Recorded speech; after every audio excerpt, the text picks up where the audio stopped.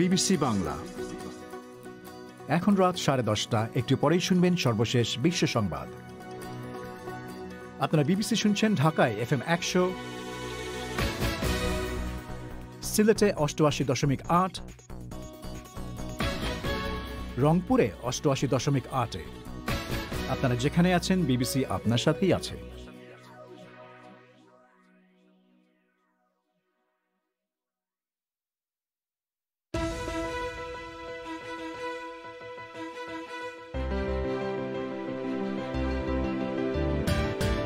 BBC বাংলার পরিক্রমা। এখনকার প্রধান খবর। আর্মেনিয়ার প্রধানমন্ত্রী স্বীকার করেছেন যে নাগর্ণ কারাবাখের যুদ্ধে তার বাহিনীর বহু সৈন্য হতাহত হয়েছে এবং আজেরি বাহিনী কিছু সাফল্য পেয়েছে।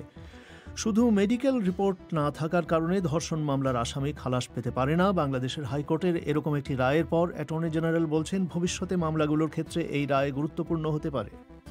রেফারেন্সে অবশ্যই কাজ করো যদি এই ধরনের ঘটনা ঘটে, যদি এভাবে পুলিশ রিফিউজ করে, যদি পিয়ন তার নিজের নিয়ন্ত্রণের বাইরে যদি কোনো ঘটনার জন্য তার মেডিকেল রিপোর্ট না হয়। আরও থাকবে বাংলাদেশের ঢাকার নবাবগঞ্জ থানায় আটক এক ব্যক্তি গলায় ফাঁস দেওয়া অবস্থায় মৃত পাওয়া গেছে বলে অভিযোগ, তবে পুলিশ বলছে এটি আত্মহত্যা। থাকবে ফোন ইন।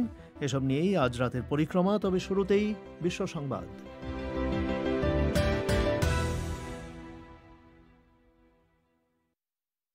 বিবিসি বাংলা বিশ্ব সংবাদ পড়ছি মানসী বড়ুয়া। আর্মেনিয়ার প্রধানমন্ত্রী নিকোল পাশিনিয়ান স্বীকার করেছেন যে বিতর্কিত নাগর্ণ কারাবাখ ভূখণ্ড নিয়ে আজারবাইজানের সাথে লড়াইয়ে তার বাহিনীর বহু সৈন্য হতাহত হয়েছে। তবে টিভিতে দেওয়া এক ভাষণে মিস্টার পাশিনিয়ান বলেন, সাধারণভাবে পরিস্থিতি এখনও আর্মেনিয়ার নিয়ন্ত্রণে রয়েছে এবং তাদের আক্রমণে আজেরি পক্ষেও ক্ষয়ক্ষতি হয়েছে। গত সপ্তাহে দুই পক্ষের মধ্যে একটি যুদ্ধবিরতি চুক্তি স্বাক্ষরিত হলেও তা এখন ভেঙে পড়েছে। অন্যদিকে আজারবাইজানের প্রেসিডেন্ট ইলহাম আলিয়েভ অভিযোগ করেছেন যে আর্মেনীয়রা আজারবাইজানের গ্যাস ও তেল পাইপলাইন আক্রমণের চেষ্টা করছে। থাইল্যান্ডের রাজধানী ব্যাংককে গণতন্ত্রের দাবিতে বিক্ষোভরত জনতা প্রধানমন্ত্রী প্রায়ুথ চান-ও-চার দফতর ঘিরে রেখেছে এবং তার পদত্যাগ দাবি করছে। পুলিশ প্রথমে জনতাকে আটকে রাখলেও পরে সরকারি ভবনে যেতে দেয়। বিক্ষোভকারীরা প্রধানমন্ত্রীর পদত্যাগ, একটি নতুন সংবিধান রচনা এবং রাজা মহা ভাজিরালঙ্কর্নের ক্ষমতা সীমিত করার দাবি তুলছেন। ইরান সেদেশে নতুন করে বাড়তে থাকা করোনা ভাইরাসের সংক্রমণ ঠেকাতে আরও কিছু পদক্ষেপের কথা ঘোষণা করেছে। তেহরান, মাশাদ এবং ইস্পাহান, এই তিন শহরের মধ্যে লোক চলাচলের ওপর সাময়িক বিধিনিষেধ আরোপ করা হয়েছে। সবশেষ সরকারি তথ্যে বলা হয় আরও 279 জনের মৃত্যু হয়েছে। ফেব্রুয়ারি মাসে সংক্রমণ শুরু হবার পর একদিনে এটি মৃত্যুর সর্বোচ্চ সংখ্যা। নেদারল্যান্ডসের সরকার সেদেশে গুরুতর রকমে অসুস্থ এমন 1 থেকে 12 বছরের শিশুদের ক্ষেত্রে ইউথেনেসিয়া বা স্বেচ্ছায় মৃত্যুবরণের অনুমতি দেবার এক পরিকল্পনা অনুমোদন করেছে। যেসব শিশু রোগের কারণে তীব্র বেদনা অনুভব করছে এবং আরোগ্যের কোনো আশা নেই, তাদের ক্ষেত্রে এই নতুন আইন প্রযোজ্য হবে। আফগানিস্তানের দক্ষিণাঞ্চলীয় হেলমান্দ প্রদেশের রাজধানী লাস্কারগাহের কেন্দ্রের কয়েক কিলোমিটারের মধ্যে আফগান বাহিনী এবং তালেবান জঙ্গিদের মধ্যে চলমান লড়াই তত্ত্বাবধান করার জন্য প্রতিরক্ষামন্ত্রী স্বয়ং ওই প্রদেশে গিয়েছেন। আফগানিস্তানের বিশেষ কমান্ডো বাহিনী তালেবানের অগ্রাভিযান ঠেকানোর চেষ্টা করছে। রাশিয়ার সরকার বিরোধী রাজনীতিবিদ আলেক্সেই নাভালনিকে বিষ প্রয়োগের ঘটনাকে কেন্দ্র করে ইউরোপিয়ান ইউনিয়ন রাশিয়ার উপর নিষেধাজ্ঞা আরোপ করতে সম্মত হয়েছে। ফ্রান্স ও জার্মানির প্রস্তাব করা এসব নিষেধাজ্ঞার লক্ষ্য হচ্ছে 6 জন রুশ নাগরিক এবং একটি গবেষণা প্রতিষ্ঠান যারা ওই আক্রমণে জড়িত ছিল বলে বিশ্বাস করা হয়। আপনারা শুনছেন বিবিসি বাংলার রাতের অনুষ্ঠান পরিক্রমা। এতে আপনাদের স্বাগত জানাচ্ছি, আমি পুলক গুপ্ত। অনুষ্ঠানটি আপনারা শুনতে পাচ্ছেন রাজধানী ঢাকা সহ বাংলাদেশের বড় শহরগুলোতে FM প্রচার তরঙ্গে আর ইন্টারনেটে বিশ্বব্যাপী bbcbangla.com এই ওয়েবসাইটে। ধর্ষণ মামলায় মেডিকেল রিপোর্ট মুখ্য নয় এবং শুধুমাত্র মেডিকেল রিপোর্ট না থাকার কারণে ধর্ষণ মামলার আসামি খালাস পেতে পারে না।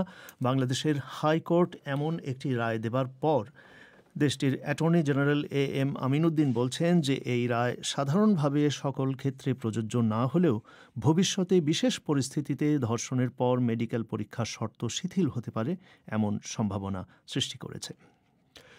ওই রায়ে আরও বলা হয়েছিল যে ভিকটিমের মৌখিক সাক্ষ্য এবং অন্যান্য সাক্ষ্য দ্বারা আসামির বিরুদ্ধে অভিযোগ প্রমাণিত হলে তার ভিত্তিতেই তাকে সাজা দেয়া যেতে পারে। এই বিষয়টির দিকে খেয়াল রাখছিলেন সংবাদদাতা সাইয়েদা আক্তার। তিনি এখন ঢাকা স্টুডিও থেকে সরাসরি অনুষ্ঠানে যোগ দিচ্ছেন। সাইয়েদা, হাইকোর্টের যে রায়টির কথা বলা হয়েছে তাতে কি বলা হয়েছিল, প্রথমে বিস্তারিত সেটি আপনি আমাদের বলুন।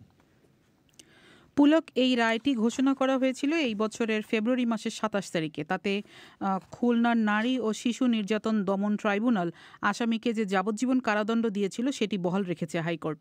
আজকে যখন পূর্ণাঙ্গ রায় প্রকাশিত হয়েছে তারপর এই সংক্রান্ত আদালতের পর্যবেক্ষণ এটি সবার দৃষ্টিগোচর হয়েছে। তো এই মামলাটির ক্ষেত্রে যেটি হয়েছে যে ধর্ষণের শিকার কিশোরীকে নিয়ে তার পরিবার পুলিশের কাছে গেলে প্রথমে পুলিশ মামলা নেয়নি। এরপর যখন তার মেডিকেল পরীক্ষা করার কথা ছিল সেই ক্ষেত্রে নিয়ম অনুযায়ী একজন পুলিশ সদস্য সাথে থাকবার কথা, কিন্তু ওই কিশোরীকে যখন হাসপাতালে নেওয়া হয়েছিল তার সাথে কোনো পুলিশ সদস্য ছিল না, যে কারণে ডাক্তার মেডিকেল পরীক্ষা করাতে অস্বীকার করেছিলেন। এভাবে 21 দিন পার হয়ে যাওয়ায় সেই সময় ওই ধর্ষণের শিকার নারীর মেডিকেল পরীক্ষা আর করানো হয়নি। কিন্তু তিনি যে ধর্ষণের শিকার হয়েছেন সেটি মামলা পরিচালনার সময় সন্দেহাতীতভাবে প্রমাণিত হয়েছে, এটি ওই রায়ে বলা হয়েছে। এবং এই কারণেই আদালত রায়ে বলেছে যে শুধু মেডিকেল রিপোর্ট না থাকার কারণে ধর্ষণ মামলার আসামি খালাস পেতে পারে না। যেটি বলা হয়েছে যে ভুক্তভোগীর মৌখিক ও পারিপার্শ্বিক সাক্ষ্য দ্বারা আসামির বিরুদ্ধে আনীত অভিযোগ যদি প্রমাণিত হয় তার ভিত্তিতেই আসামিকে সাজা প্রদান করা যেতে পারে। এছাড়া মেডিকেল রিপোর্ট না থাকার কারণে আসামি ধর্ষণ করেনি এবং ধর্ষণ করেনি সেটা যেমন প্রমাণিত হয় না, তেমনি সেই কারণে আসামি খালাস পেয়ে যাবে এই অজুহাতে, অর্থাৎ মেডিকেল রিপোর্ট নাই সেই অজুহাতে আসামি খালাস পেয়ে যাবে, সেটিও গ্রহণযোগ্য নয়, এমনটি বলা হয়েছে ওই রায়ে।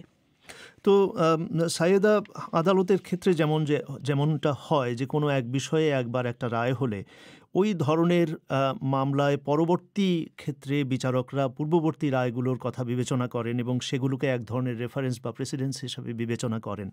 তো এই ক্ষেত্রে এই রায় কি ভবিষ্যতে এক ধরনের রেফারেন্স হিসাবে কাজ করবে, কি বলা হচ্ছে? পুলক, আমি বাংলাদেশের অ্যাটর্নি জেনারেল AM আমিনউদ্দিন তার সঙ্গে কথা বলেছিলাম। তিনি যেটি আমাকে বলেছেন যে এই রায়টি একটি নির্দিষ্ট মামলার রায় এবং এটি সাধারণভাবে সকলের জন্য প্রযোজ্য নয়। তবে ভবিষ্যতে যখন ধর্ষণ মামলা হবে এবং ধর্ষণ মামলা পরিচালনার ক্ষেত্রে এটি একটি রেফারেন্স হিসেবে কাজ করতে পারে, তিনি আমাকে এমনটি বলেছেন। আপনার রেফারেন্সে অবশ্যই কাজ করো যদি এই ধরনের ঘটনা ঘটে, যদি এইভাবে পুলিশ রিফিউজ করে, যদি পিয়ন তার নিজের নিয়ন্ত্রণের বাইরে যদি কোনো ঘটনার জন্য তার মেডিকেল রিপোর্ট না হয় এবং যদি এটাকে প্রমাণিত হয় যে আপনাকে প্রমাণ, এখানে যেমন আর একটা কথা যেটা বলছেন যে এই মামলা যেহেতু এই পারিপার্শ্বিক অবস্থাটা এমন ছিল যে মেডিকেল রিপোর্ট সে করাতে পারে নাই এবং এই মেডিকেল রিপোর্টটা বলছে এখানে লাগবে না, কারণ যেহেতু অন্য সবকিছু তার প্রমাণের ক্ষেত্রে সে সবকিছু প্রমাণ করতে পারছে। পুলক, এখানে ধর্ষণের মামলার ক্ষেত্রে ভুক্তভোগী যদি দেরিতে মামলা করে তাহলে সেটি মিথ্যা নয়, এই রায়ের পর্যবেক্ষণে এরকম আরেকটি কথাও বলা হয়েছে আজকের এই রায়টিতে। সাইয়েদা, আপনাকে অনেক ধন্যবাদ। ঢাকা স্টুডিও থেকে বলছিলেন বিবিসি বাংলার সাইয়েদা আক্তার। বাংলাদেশে ঢাকা জেলার নবাবগঞ্জ থানায় আটক থাকা একজনকে গলায় ফাঁস দেওয়া অবস্থায় মৃত পাওয়া গেছে বলে অভিযোগ উঠেছে। পুলিশ বলছে এটি আত্মহত্যা।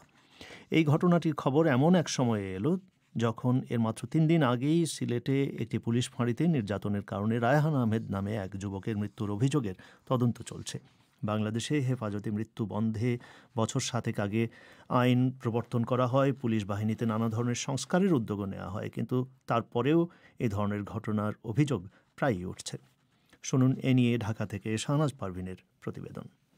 ঢাকা জেলার নবাবগঞ্জে গতকাল মঙ্গলবার থানার হাজতখানায় টয়লেটের জানালায় গলায় ফাঁস দেয়া অবস্থায় পাওয়া গেছে সেখানে আটক এক অভিযুক্তর মরদেহ। স্থানীয় পুলিশ বলছে রোববার একটি হত্যার অভিযোগে লোকজন তাকে গণপিটুনি দিয়ে পুলিশের কাছে হস্তান্তর করার পর আটক ব্যক্তি তার পরনের লুঙ্গি ব্যবহার করে আত্মহত্যা করেছেন। বাংলাদেশের স্বরাষ্ট্রমন্ত্রী আসাদুজ্জামান খান এই ঘটনাটি সম্পর্কে আজ সাংবাদিকদের বলেছেন, যে ঘটনাটা নবাবগঞ্জ এলাকায় হয়েছে, 35 বছর বয়স্ক এক মহিলা, তার লাশ পাওয়া গিয়েছে এবং যিনি আত্মহত্যা করেছেন এর ভিতরে কিছু পারিবারিক গন্ধ পাওয়া যাচ্ছে। কাজেই আমরা কিছু বলার আগে তদন্তটা শেষ হলে তারপরে আপনাদের সমস্ত কিছু জানাবো। তবে যে ঘটনাটি আজ আলোচনার কেন্দ্রে রয়েছে সেটি হলো সিলেটে একটি পুলিশ ফাঁড়িতে নির্যাতনে রায়হান আহমেদ নামে এক যুবকের মৃত্যুর অভিযোগ। প্রাথমিকভাবে ফাঁড়ির পুলিশের বক্তব্য ছিল ছিনতাইয়ের অভিযোগে এলাকাবাসী ওই যুবককে গণপিটুনি দেয়। গুরুতর আহত অবস্থায় পুলিশ তাকে উদ্ধার করে হাসপাতালে নিয়ে যায়। সেখানে চিকিৎসাধীন অবস্থায় তার মৃত্যু হয়েছে। মৃত যুবকের পরিবার পুলিশের নির্যাতনে মৃত্যুর অভিযোগ তোলে এবং ক্লোজ সার্কিট ক্যামেরায় ধারণ করা কিছু ফুটেজ স্থানীয় গণমাধ্যমে প্রকাশের পর সেটি নিয়ে তদন্তের জোরালো দাবি ওঠে। ঢাকা বিশ্ববিদ্যালয়ের অপরাধ বিজ্ঞানের শিক্ষক উম্মে ওয়ারা বলছেন, কাউকে আটকের পর পুলিশের হেফাজতে রাখা সম্পর্কে বাংলাদেশের আইনে কি বলা আছে? আমাদের সংবিধানে কিন্তু ৩৩ নম্বর ধারাতে কিন্তু স্পষ্ট বলা আছে হেফাজতে নিয়ে একজন মানুষকে কখনোই সেভাবে রাখা যাবে না। হ্যাঁ, এখানে বলা আছে যে একজন মানুষকে অ্যারেস্ট করবার পর তাকে ২৪ ঘন্টার মধ্যে তাকে তার অ্যাডভোকেটের সাথে তাকে যোগাযোগ করে দিতে হবে, তাকে ম্যাজিস্ট্রেটের কাছে নিয়ে যেতে হবে। ২০১৩ সালের একটি আইন আছে যেখানে স্পষ্ট করে বলা আছে যে পুলিশের হেফাজতে নিয়ে কাউকে নির্যাতন করা যাবে না, মৃত্যু ঘটানো যাবে না। কাজে কোনো দিক থেকেই এটিকে জাস্টিফাই করবার কোনো সুযোগ নাই। বাংলাদেশে পুলিশের হেফাজতে নির্যাতনের নিয়মিত অভিযোগ ওঠে। পুলিশের বিরুদ্ধে হেফাজতে আটকে রেখে নির্যাতন করে অর্থ আদায়েরও বহু অভিযোগ রয়েছে। মানবাধিকার সংস্থা আইন ও সালিশ কেন্দ্রের হিসাব অনুযায়ী চলতি বছরের প্রথম ৮ মাসে জেল কাস্টডিতে মারা গেছে ৫৩ জন। বাংলাদেশে ২০১৩ সালে নির্যাতন এবং হেফাজতে মৃত্যু নিবারণ আইন প্রণয়ন করা হলেও ৭ বছরে মাত্র একটি মামলায় ৩ জন পুলিশের বিচার হয়েছে গত মাসে। এ পর্যন্ত এই আইনের অধীনে মামলা হয়েছে মোটে ১৭টি। বাংলাদেশে পুলিশের পক্ষ থেকে ২০১৩ সালের আইনটি বাতিল বা সংশোধনের সুপারিশ করা হয়েছে বেশ কয়েকবার। মানবাধিকার কর্মী নূর খান বলছেন, রাজনৈতিক সুবিধা নিতে পুলিশকে হাতিয়ার হিসেবে ব্যবহার বন্ধ না করা গেলে বাহিনীটির সংস্কার সম্ভব নয়। আমরা যখন পুলিশকে ব্যবহার করি আমার স্বার্থে, ক্ষমতাকে ধরে রাখার স্বার্থে, এবং পুলিশকে দিয়ে শুধুমাত্র একটা বড় অংশকে যখন আমার নিরাপত্তার কাজে ব্যবহার করি, জনগণের নিরাপত্তাকে বাদ দিয়ে আমরা যখন পুলিশকে দিয়ে রাজনৈতিক কাজে হাতিয়ার হিসেবে ব্যবহার করি পুলিশকে, তখন পুলিশের কাছ থেকে কিন্তু আমরা জবাবদিহিতা বা স্বচ্ছতা আশা করতে পারি না। পুলিশকে সংস্কার করার আগে রাষ্ট্রের শাসন ব্যবস্থাকে সংস্কার করার ব্যাপার। সিলেটের ঘটনাটি বাংলাদেশে নতুন করে আবারও পুলিশের হেফাজতে নির্যাতনের মৃত্যুর বিষয়টি সামনে নিয়ে এসেছে। সিলেটের পুলিশ ফাঁড়িটির সামনে গত ৩ দিন ধরে স্থানীয়রা ঘটনার বিচারের দাবিতে বিক্ষোভ করেছেন। স্বরাষ্ট্রমন্ত্রী আসাদুজ্জামান খান বলেছেন, এই ঘটনায় দায়ী ব্যক্তিকে অবশ্যই বিচারের সম্মুখীন হতে হবে। অন্যদিকে সিলেটের মৃত যুবকের মরদেহ কবর থেকে তুলে আবারও ময়নাতদন্তের আদেশ দিয়েছে আদালত। ঘটনা তদন্তে নিয়োজিত দলটি আজ পুলিশ ফাঁড়িটি পরিদর্শন করেছে। Shahnaz Parvin. International Monetary Fund বা IMF বলছে যে চলতি বছরে ভারতের অর্থনীতি আরও সংকুচিত হবে। IMF-এর এক পূর্বাভাসে বলা হয়, করোনা ভাইরাস সংক্রমণের কারণে ভারতের জিডিপি 10%-এরও বেশি সংকুচিত হতে পারে। বিশেষজ্ঞরা বলছেন যে এর থেকে মুক্তি পাবার একমাত্র উপায় হচ্ছে মানুষের হাতে খরচ করার মতন অর্থ দেয়া। কলকাতা থেকে আরও জানাচ্ছেন Amitabh Bhattasali. World economic Outlook নামের প্রতিবেদনটিতে IMF বলছে, এবছর বিশ্বব্যাপী অর্থনৈতিক প্রবৃদ্ধির হার নেতিবাচক থাকবে প্রায় 4.5%। ভারতের ক্ষেত্রেও নেতিবাচক প্রবৃদ্ধির কথা বলছে IMF।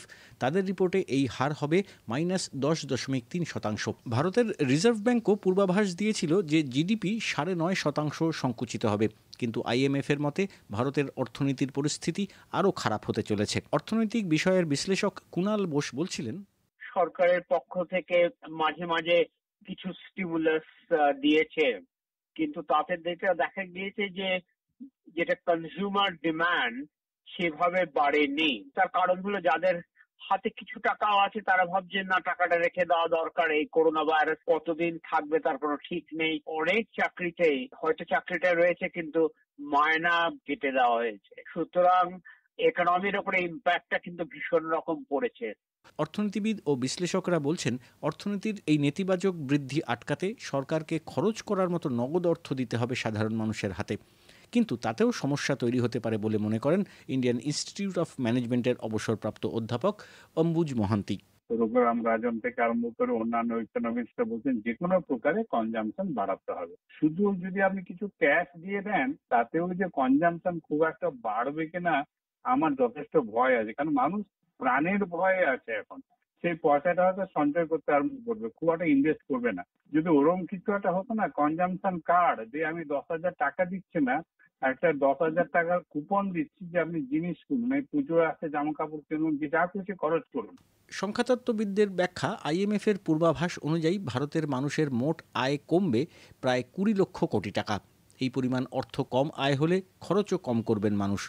ভারত সরকার মে মাসে 20 লক্ষ কোটি টাকার অর্থনৈতিক প্যাকেজ ঘোষণা করেছিল, কিন্তু সেই প্যাকেজের প্রভাব খুব একটা পড়েনি বলেই বিশেষজ্ঞদের ধারণা।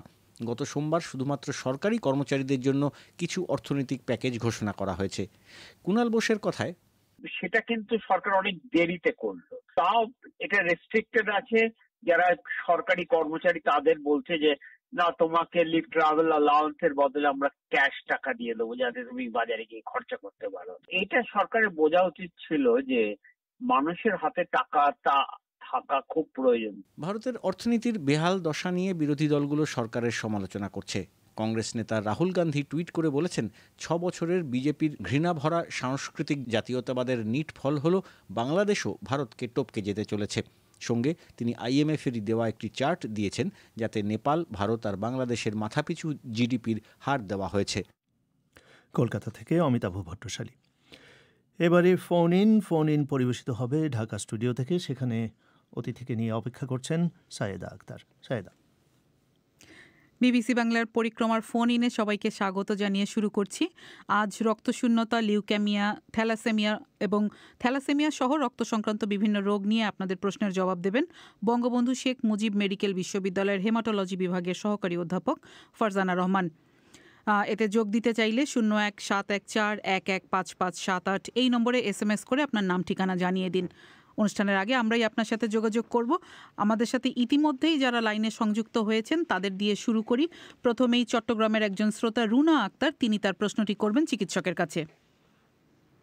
হ্যালো, জি আমি শুনতে পাচ্ছি, আপনাকে বলুন। হ্যাঁ ম্যামের কাছে আমার প্রশ্ন হচ্ছে যে আমার হাজবেন্ড হচ্ছে প্রায় 17-18 বছর আগে, আরো বেশি দেরিও হতে পারে, ওনার হচ্ছে একটু জন্ডিস হয়েছিল।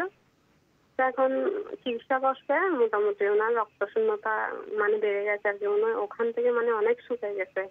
আর হচ্ছে মাঝে এর পরও আবার 7-8 বছর পর আরেকবার রক্ত শূন্যতা হয়েছিল, ওনাকে রক্ত দেওয়া হয়েছে। এরপরে এখন মাঝে মধ্যে ওনার নাকি হাত একটু মানে ব্যথা করতেছে, আর হচ্ছে একটু হাতের সেন্স একটু চলে যায় আর কি মাঝে মধ্যে, মানে আমরা যে মাথা ব্যথা করি বলি না, ওই রকম লাগে আর কি। এখন উনি যে পরিমাণ শুকাইছে, আমার মতে হচ্ছে ছেলেদের থেকেও মেয়েদের তুলনায় ছেলেদের হাত একটু মোটা থাকে, বেশি শুক না, আর ওনার সরাসরি কোনো লোমই নেই, আর ওনার হচ্ছে বেশি দুর্বলতা, স্যালাইন খেতে থাকে সবসময়, উনি কোনো নর্মাল কাজই করতে পারে না, এখন বেশি শরীর দুর্বল। এখন আরেকটা প্রশ্ন হচ্ছে, আমার মেয়ের বয়স হচ্ছে 11 বছর, এখন ওর একটু ঠান্ডার ভাব, মানে গরমকালে ওর ঠান্ডার ভাবটা আসে, মানে গোসল করতে গেছে ওর থেকে একটু ঠান্ডা লাগতেছে, বা ফ্যানের বাতাস চলতেছে সামান্য চললে ওর থেকে একটু ঠান্ডার ভাব লাগে। এখন সেটা আমি বুঝতে পারছি না যে আসলে কোন সমস্যার কারণে আমার হাজবেন্ডের এই সমস্যা, আর হচ্ছে জন্ডিসের কারণে নাকি রক্তশূন্যতার কারণে, আর আমার মেয়ের সমস্যাটাও বুঝতে পারছি না, আসলে এটা আমার কাছে জানতে চাচ্ছি। আচ্ছা, আপনার প্রশ্ন শেষ হয়েছে? কথা বলবো আমি? জি জি আপনি বলুন। জি, ওনার হাজবেন্ডের যে সমস্যাটা বললেন, তো ওনার হাজবেন্ড, আমার একটা প্রশ্ন হলো যে উনি কি ঠিকমতো খাওয়া দাওয়া করতে পারেন কিনা? খাওয়া দাওয়া মোটামুটি খাই, কিন্তু হচ্ছে ওর মানে পানিটা মোটামুটি খাই, বিদায় উনি আমাকে এমনি সবসময় বলে যে আমি পানির কারণে আসলে বেঁচে আছি, ওটা বলে আমাকে এমন, কিন্তু পানিটা প্রচুর পরিমাণে খাই। নর্মাল খাওয়া দাওয়াটা কম করছে, তাই তো? খাওয়া দাওয়া করে মোটামুটি, মানে আমরা যেভাবে খাই সেভাবে করতেছে। তাহলে ওনার রক্তশূন্যতা যে আছে সেটা বুঝতে পারছেন কেমন করে? ব্লাডের কোনো টেস্ট করা হয়েছে? হিমোগ্লোবিন লেভেল দেখা আছে কিনা?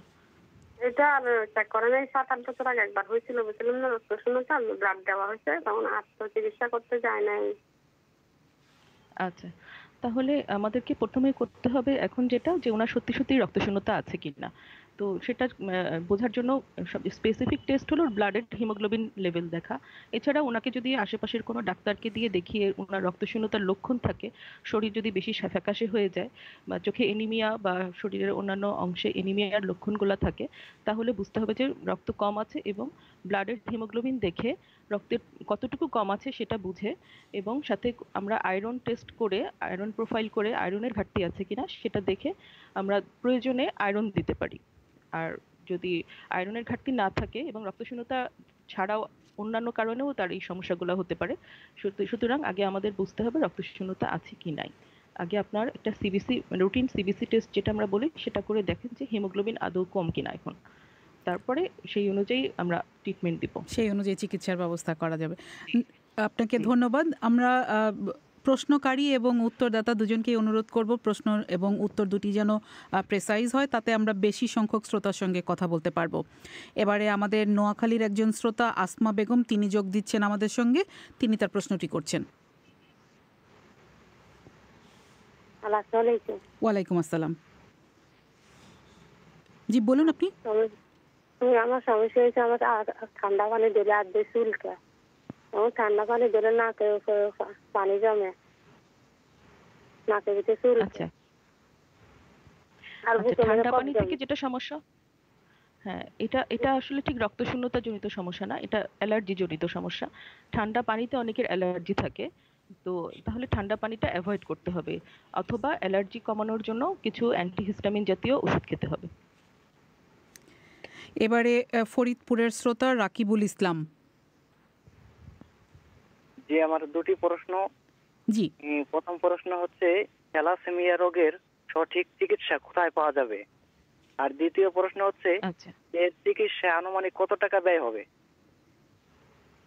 আচ্ছা, আসলে থ্যালাসেমিয়া রোগের চিকিৎসা পাওয়া যাবে যেসব সেন্টারগুলোতে রক্তরোগ চিকিৎসা হয়, যেমন হেমাটোলজি বিভাগ, বিভিন্ন মেডিকেল কলেজগুলোতে খোঁজ করলে রক্তের সমস্যা অথবা হেমাটোলজি বিভাগ যেখানে আছে সেসব জায়গাগুলোতে থ্যালাসেমিয়া রোগীর চিকিৎসা হয়। এছাড়াও যেখানে রক্তের বিভাগ নাই কিন্তু মেডিসিন ডিপার্টমেন্ট আছে, সেখানেও থ্যালাসেমিয়া চিকিৎসা হতে পারে। আর থ্যালাসেমিয়া চিকিৎসার খরচটা সম্পর্কে বলার আগে, থ্যালাসেমিয়া রোগের তীব্রতা অনুযায়ী চিকিৎসা, যাদের মৃদু লক্ষণ থাকে তাদেরকে তেমন কোনো চিকিৎসার খরচ হয় না, খুবই অল্প চিকিৎসায় তাদের ভালো থাকে। কিন্তু যাদের লক্ষণটা তীব্র থাকে বা এনিমিয়া বা রক্তশূন্যতার পরিমাণ বেশি থাকে, তাদেরকে প্রয়োজনে রক্ত ভরতে হয়, আবার আয়রন চিলেশনও করতে হয়। সেজন্য যাদের আয়রন চিলেশন লাগে তাদের আবার একটু বেশি খরচ হতে পারে। আবার কোনো সেন্টারে আয়রন চিলেশন বিনা পয়সাতেও করা হয়, তো সেগুলো মানে চিলেশনের মেশিনটা আছে, কাজেই তখন খরচ কম হয়। আপনাদেরকে একটু খুঁজতে হবে কোথায় রক্তের হেমাটোলজি বিভাগ আছে, যেমন বঙ্গবন্ধু শেখ মুজিব মেডিকেল বিশ্ববিদ্যালয় আছে, ঢাকা মেডিকেল কলেজ আছে এবং অন্যান্য মেডিকেল কলেজ অনেক জায়গাতেই রক্তরোগের চিকিৎসার ব্যবস্থা আছে। এবারে নওগাঁর শ্রোতা ফিমা ফেরদৌস, তিনি তার প্রশ্নটি করবেন। আমার কাজিনের বয়স 22, ওর হচ্ছে হিমোগ্লোবিন সবসময় কম থাকে, হিমোগ্লোবিনের পার্সেন্ট দেখা যায় যে 6.08 এরকম সামথিং থাকে। তো মাঝে মাঝে এই সমস্যাটা হয়, আর ওর যখন মেনস্ট্রুয়েশন হয় তখন এই সমস্যাটা আরো বেশি হয়, আর মেনস্ট্রুয়েশনটা বেশ কয়েক মাস ধরে বন্ধ থাকে। তো এর মধ্যে ওর এখন যে সমস্যাগুলো হচ্ছে, হিমোগ্লোবিন 6.08%, ফলে ওর শরীরটা অনেক দুর্বল এবং চোখের নিচে কালো স্পট পড়ছে এবং শরীরে অনেক জায়গায় ঘা দেখা যাচ্ছে। তো ডক্টরের কাছে আমরা গিয়েছিলাম, ওখান থেকে ওরা বলছে যে এটা একটা হরমোনাল প্রবলেম এবং শরীরে নাকি রক্ত কম উৎপন্ন হয়। তো উনি একটা ট্যাবলেট সাজেস্ট করেছেন, গাইনোভা, আর উনি বলছেন যে ফলিক অ্যাসিড আয়রন খাইতে হবে। তো ওগুলো খাচ্ছে, তারপরেও এই সমস্যাটা অনেকদিন ধরে ভুগতেছে, 3-4 বছর ধরে, ভালো হয় না আর কি। তো আমরা কি করবো এখন? আচ্ছা, তাহলে এখানে দুইটা সমস্যা, একটা হলো রক্তশূন্যতা জনিত সমস্যা, আর যে কারণে রক্তশূন্যতা তৈরি হচ্ছে সেটা যেহেতু তার মাসিকের সময় অতিরিক্ত রক্তক্ষরণ হচ্ছে, তাহলে যে কারণে রক্তশূন্যতা হচ্ছে সেটাকে বন্ধ করার জন্য এটাকে গাইনোকোলজিস্টের কাছে দেখিয়ে কেন মাসিকের সময় বেশি রক্তক্ষরণ হয় সেই কারণটা বের করে চিকিৎসা করতে হবে। এবার আসেন রক্তশূন্যতা জনিত সমস্যায়। ওনার যদি হিমোগ্লোবিন 6-এর নিচে থাকে তাহলে এটা সিভিয়ার এনিমিয়া, কাজেই এটাকে জরুরি ভিত্তিতে চিকিৎসা করতে হবে। সাধারণত একটু সিভিয়ার এনিমিয়া হয়ে গেলে আমরা আয়রন ব্লাড ট্রান্সফিউশন দিই। ব্লাড ট্রান্সফিউশন 1 বা 2 ইউনিট ব্লাড ট্রান্সফিউশন দিয়ে একটু সেফ লেভেলে আসলে তাকে আমরা আয়রন দিব। আয়রনটা ইনজেকশনের মাধ্যমেও হতে পারে অথবা মুখে খাওয়ার আয়রনও হতে পারে। যদি মুখে খাওয়ার আয়রন টলারেট হয় তাহলে মুখে পরিমিত ডোজে আয়রন খাবে, যেমন 3 বেলা 3টা করে, একটি করে টোটাল 3টা আয়রন সেবন করবে। এছাড়া যদি আয়রনের সমস্যা হয় ওরাল আয়রনে, তাহলে ইনজেকশন নিতে হবে।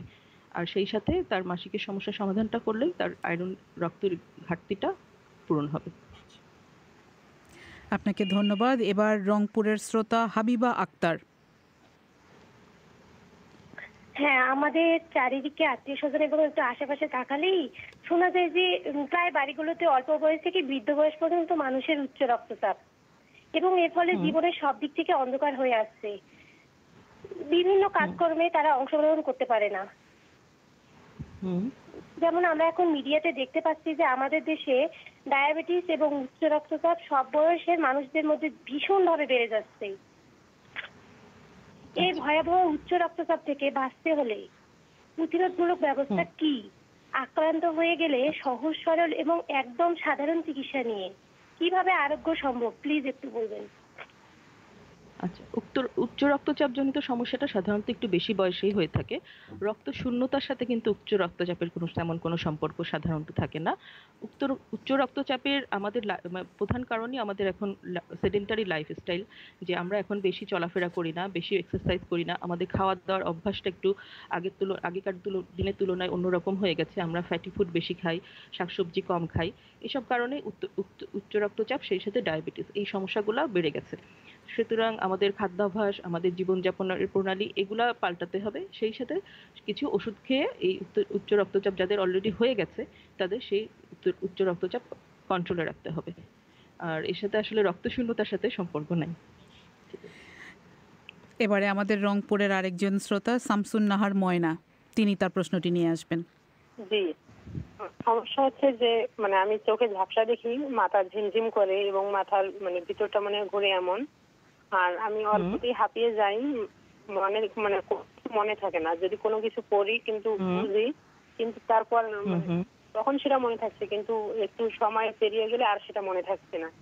আর আমার প্রতি মাসে 2-1 কেজি ওজন কমে অথবা বাড়ে, স্বাভাবিক থেকে হয়তো কমে, নয়তো আবার স্বাভাবিকে আসে। আর হচ্ছে কি যে আমার 2 মাস থেকে অ্যালার্জি, তো এই ক্ষেত্রে হচ্ছে কি যে অনেক পুষ্টিকর খাবার খেতে পারছি না। আসলে এই ক্ষেত্রে করণীয় কি? আচ্ছা, আপনি যে লক্ষণগুলো বললেন আমার মনে হচ্ছে আপনার রক্তশূন্যতা থাকতে পারে। তো রক্তশূন্যতার কিছু লক্ষণ আপনার আছে, সুতরাং সেটা কনফার্ম করার জন্য একটা রক্তের সিবিসি টেস্ট করেন। সিবিসি টেস্টের মাধ্যমেই আমরা বুঝতে পারবো যে হিমোগ্লোবিন লেভেলটা কত আছে। যদি হিমোগ্লোবিন কম থাকে তাহলে খুব সম্ভবত আপনার আয়রনের ঘাটতি থাকতে পারে, কারণ এটাই মোস্ট কমন কজ। তো আয়রন লেভেলটাও দেখা যায় রক্তের টেস্ট করে, আয়রনের পরিমাণটাও একটা টেস্ট করে বোঝা যায়। নিকটস্থ কোনো ডাক্তারের কাছে গেলে উনি আপনাকে সেই টেস্টটা করতে দিবে। যদি দেখা যায় আসলে আয়রনের ঘাটতি আছে তাহলে আপনাকে আমরা প্রয়োজনীয় খাবারের সাথে আয়রন সাপ্লিমেন্ট দিয়ে দিব। এবং কচু, কলা, কলিজা, যেসব ফল কাটলে কালো হয়ে যায়, এই ধরনের খাবারগুলোতে আয়রন বেশি থাকে। আপনার যদি কোনো কন্ট্রাইন্ডিকেশন বা বাধা না থাকে তাহলে আপনি এই খাবারগুলো খেতে পারেন। আশা করি আপনার রক্তশূন্যতা কারেকশন হবে। এবারে ঢাকার শ্রোতা রোকসানা এমা তার প্রশ্নটি করবেন। আমি আশা করব খুব সংক্ষেপে প্রশ্নটি করবেন, এবং কারণ আমাদের হাতে সময় খুব কম আছে। হ্যাঁ, আমার প্রশ্ন হচ্ছে আমার আপুর অ্যালার্জি বেশি, ওকে ডাক্তার বলছে যে ওর রক্ত অ্যালার্জি, সেজন্য ওকে খাবার বেশি খেতে খেতে পুষ্টির ঘাটতি হয়ে যাচ্ছে। রিকভারি করা এখন এটা এটা কি একেবারে নির্ভর করা সম্ভব কিনা, কিংবা কিভাবে করা যাবে? আপনার বলতে যাচ্ছেন অ্যালার্জি বেশি আছে, তাই তো? জি, আমি বুঝি নাই। জি, রক্তে অ্যালার্জি বেশি আছে। রক্তে অ্যালার্জি আসলে মাপা না মেপে এমনি কেউ বলতে পারে না, কোনো উইদাউট এনি টেস্ট এটা কেউ বলতে পারে না যে রক্তে অ্যালার্জি আছে। অনেক সময় আমাদের স্পেসিফিক ফুড অথবা কোনো স্পেসিফিক এজেন্টের সাথে অ্যালার্জিক রিয়াকশন তৈরি হয়।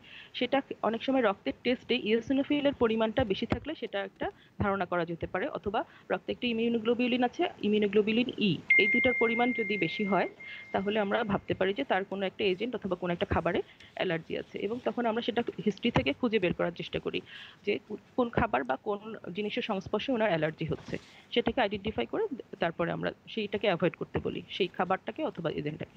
আপনাকে অনেক ধন্যবাদ। এই সঙ্গে সবাইকে ধন্যবাদ জানিয়ে শেষ করব ফোন ইন, কারণ সময় স্বল্পতার কারণে অনেকের প্রশ্ন আমরা নিতে পারিনি। ফিরিয়ে নিয়ে যাব লন্ডন স্টুডিওতে, সেখানে রয়েছেন পুলক গুপ্ত। ধন্যবাদ সাইদা। শুনছিলেন বিশেষজ্ঞের উপস্থিতিতে স্বাস্থ্য সংক্রান্ত ফোন ইন। এবারে অনুষ্ঠান শেষ করবার আগে আজকের প্রধান খবর আরেকবার। আর্মেনিয়ার প্রধানমন্ত্রী স্বীকার করেছেন যে নাগর্নো কারাবাখের যুদ্ধে তার বাহিনীর বহু সৈন্য হতাহত হয়েছে এবং আজেরি বাহিনী কিছু সাফল্য পেয়েছে। আর শুধু মেডিকেল রিপোর্ট না থাকার কারণে ধর্ষণের মামলার আসামি খালাস পেতে পারে না বাংলাদেশের হাইকোর্ট। এরকম একটি রায় দেওয়ার পর অ্যাটর্নি জেনারেল বলছেন যে ভবিষ্যতের মামলাগুলোর ক্ষেত্রে এই রায় গুরুত্বপূর্ণ হতে পারে। শেষ করছি পরিক্রমা। আমাদের পরবর্তী অধিবেশন প্রবাহ শুনতে পাবেন আগামীকাল সন্ধে 7:30টায় বাংলাদেশ সময়, আর ভারতের সময় সন্ধে 7টায় শুনবেন আশা করি। লন্ডন থেকে আমি পুলক গুপ্ত এখানেই বিদায় নিচ্ছি। ভালো থাকবেন। শুভরাত্রি।